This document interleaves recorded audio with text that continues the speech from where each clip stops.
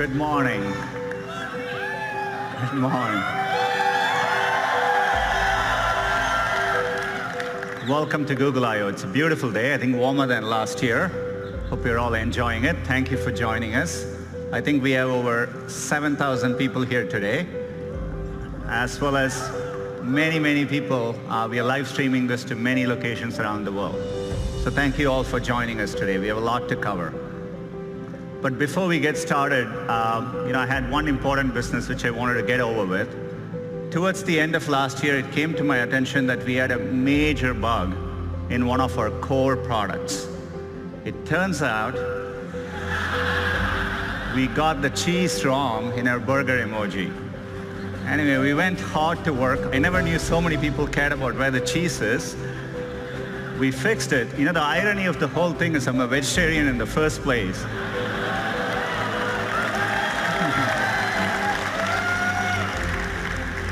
So we fixed it, but hopefully we got the cheese right. But as we were working on this came to my attention. I don't even want to tell you the explanation the team gave me as to why the foam is floating above the beer. But we restored the natural laws of physics.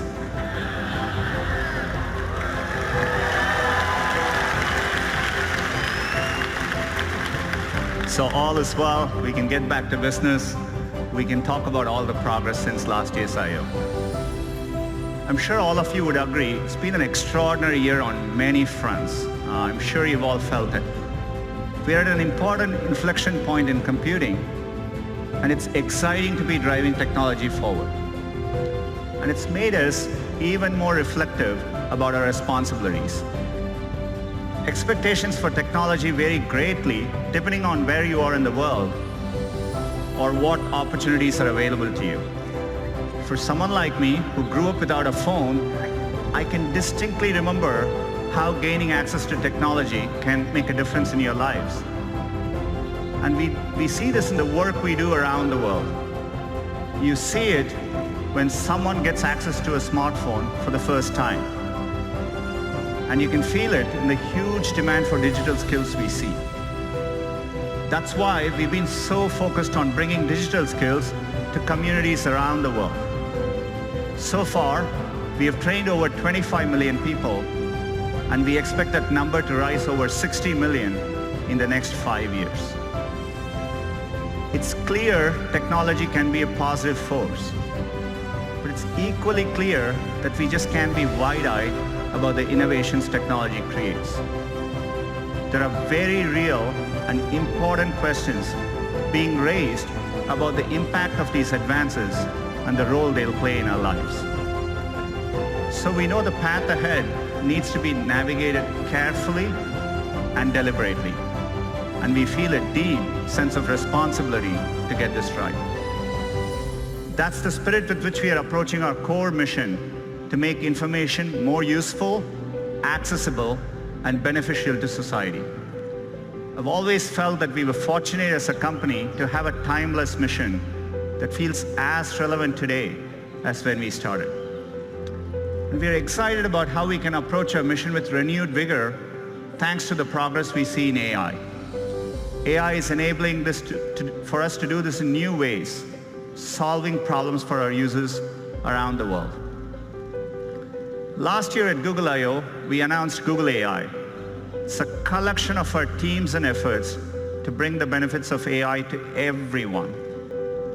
And we want this to work globally, so we are opening AI centers around the world. AI is going to impact many fields, and I want to give you a couple of examples today. Healthcare is one of the most important fields AI is going to transform. Last year, we announced our work on diabetic retinopathy, which is a leading cause of blindness, and we use deep learning to help doctors diagnose it earlier.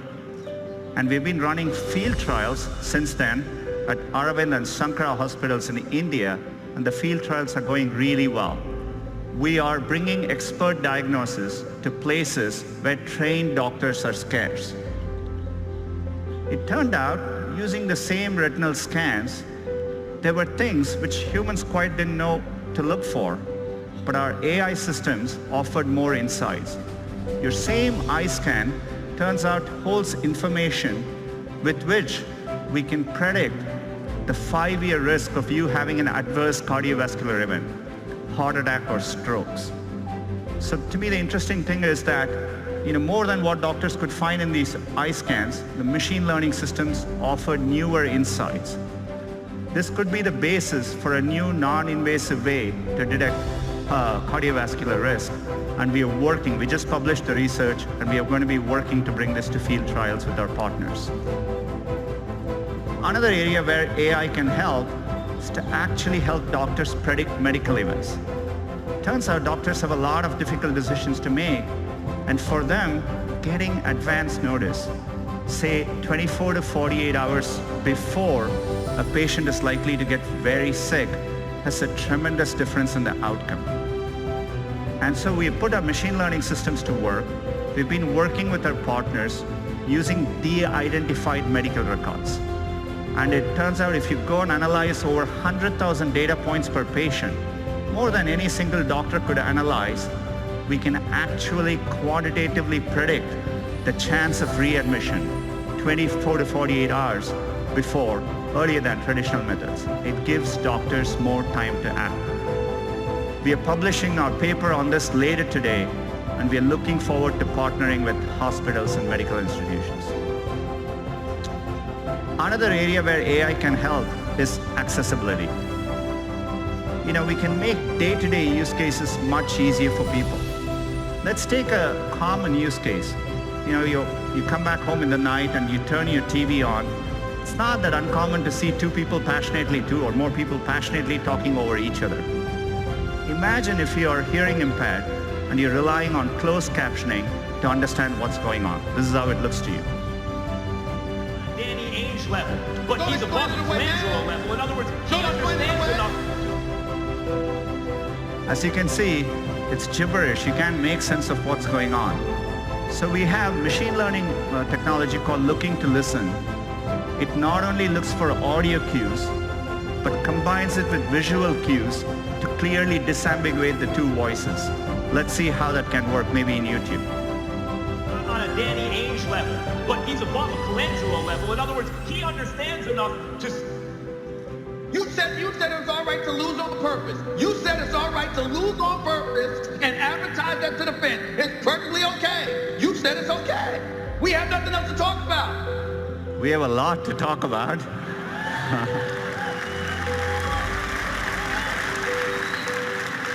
But you can see how we can put technology to work to make an important day-to-day use case profoundly better. The great thing about technology is it's constantly evolving. In fact, we can even apply machine learning to a 200-year-old technology, Morse code, and make an impact in someone's quality of life.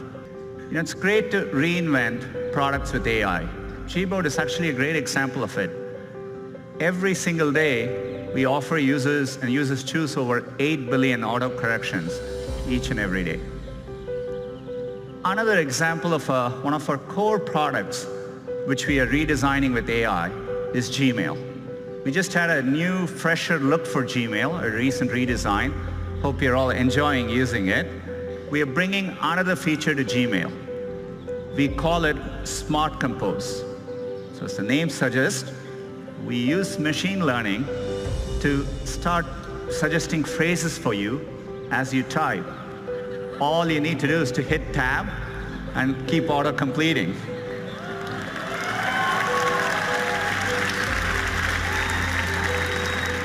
In this case, it understands the subject is Taco Tuesday. It suggests chips, salsa, guacamole. It takes care of mundane things like addresses so that you don't need to worry about it. You can actually focus on what you want to type. I've been loving using it. I've been sending a lot more emails to the company, not sure what the company thinks of it.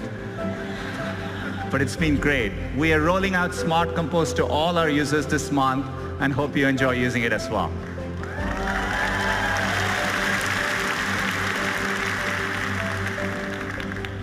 Another product which we built from the ground up using AI is Google Photos. Works amazingly well and at scale. If you click on one of these photos, what we call the photo viewer experience, where you're looking at one photo at a time, so that you understand the scale, every single day, there are over 5 billion photos viewed by our users each and every day. So we want to use AI to help in those moments. So we are bringing a new feature called suggested actions, essentially suggesting smart actions right in context for you to act on. Say, for example, you went to a wedding and you're looking through those pictures. We understand your friend Lisa is in the picture, and we offer to share the 3 photos with Lisa, and with one click, those photos can be sent to her. So the anxiety where everyone is trying to get the picture on their phone, I think we can make that better. Say, for example, if the photo in the same wedding, if the photos are underexposed, our AI systems offer a suggestion to fix the brightness right there, one tap, and we can fix the brightness for you. Or if you took a picture of a document which you want to save for later, we can recognize, convert the document to PDF, and make it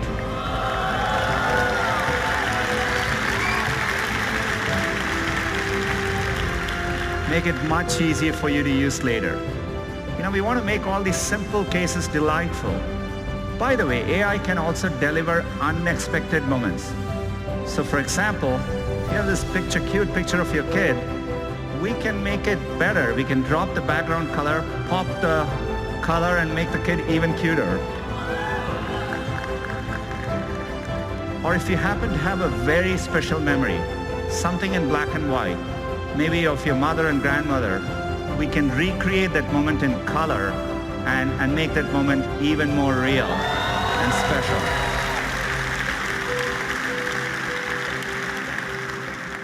All these features are going to be rolling out to Google Photos users in the next couple of months. The reason we are able to do this is because for a while, we've been investing in the scale of our computational architecture. This is why last year we talked about our tensor processing units. These are special purpose machine learning chips. These are driving all the product improvements you're seeing today, and we've made it available to our cloud customers. Since the last year, we've been hard at work, and today I'm excited to announce our next generation TPU 3.0. These chips are so powerful that for the first time, we've had to introduce liquid cooling in our data centers. And we put these chips in the form of giant pods. Each of these pods is now 8x more powerful than last year. It's well over 100 petaflops. And this is what allows us to develop better models, larger models, more accurate models, and helps us tackle even bigger problems. And one of the biggest problems we are tackling with AI is the Google Assistant. Our vision for the perfect assistant is that it's naturally conversational, it's there when you need it, so that you can get things done in the real world. And we are working to make it even better.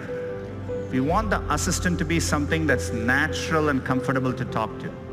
And to do that, we need to start with the foundation of the Google Assistant, the voice. Today, that's how most users interact with the assistant. Our current voice is codenamed Holly. She was a real person.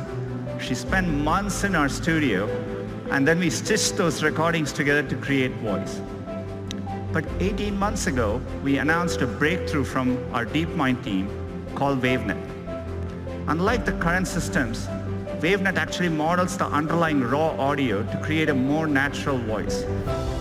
It's closer to how humans speak. The pitch, the pace, even all the pauses that convey meaning. We want to get all of that right. So we've worked hard with WaveNet, and we are adding, as of today, 6 new voices to the Google Assistant. Let's have them say hello.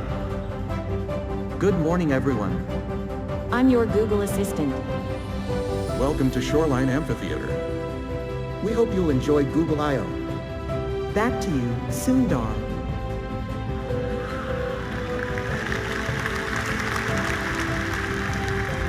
Our goal is one day to get the right accents, languages, and dialects right globally.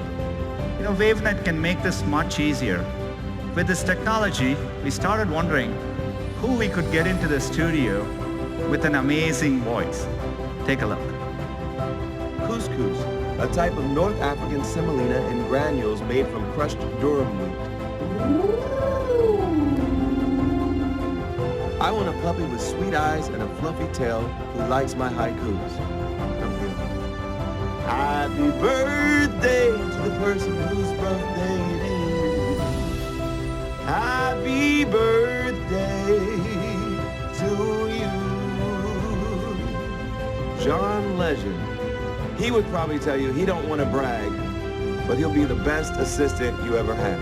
Can you tell me where you live? You can find me on all kinds of devices, phones, Google Homes, and if I'm lucky, in your heart.